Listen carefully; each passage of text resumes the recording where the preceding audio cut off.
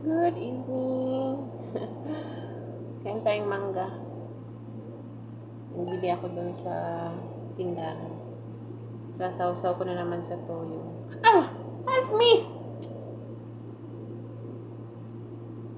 Kulit-kulit na naman yung aso ko. Sakit-sakit pa naman ang kuko. Di ka man magkain ito. Mangga man to. Sabi ng tindero, Mia. Tingnan natin kung Mia. Kain tayo ng mangga. Ito lang hapunan ko.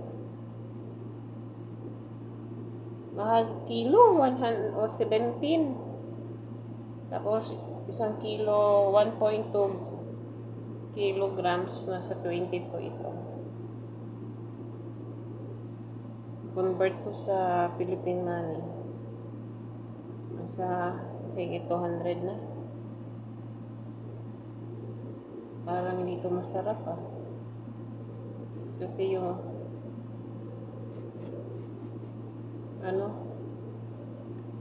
yung amoy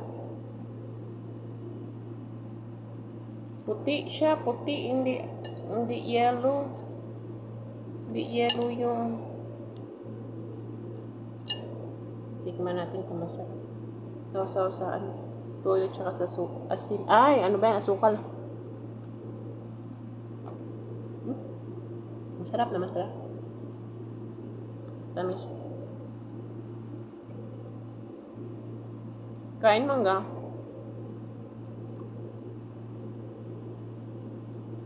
Sausaw sa toyo tsaka asin. Ay! Asukal pala.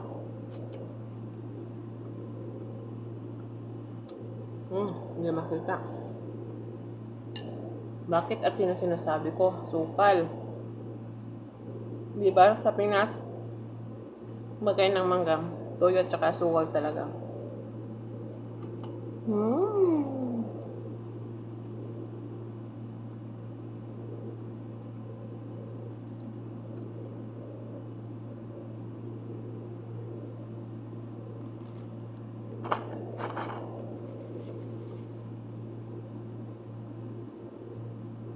Tingin yung aso ko. Di ka man magkain nito. Rasme.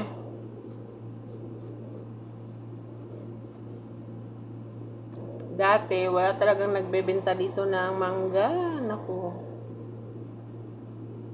Doon pa sa Dawat yung mangga.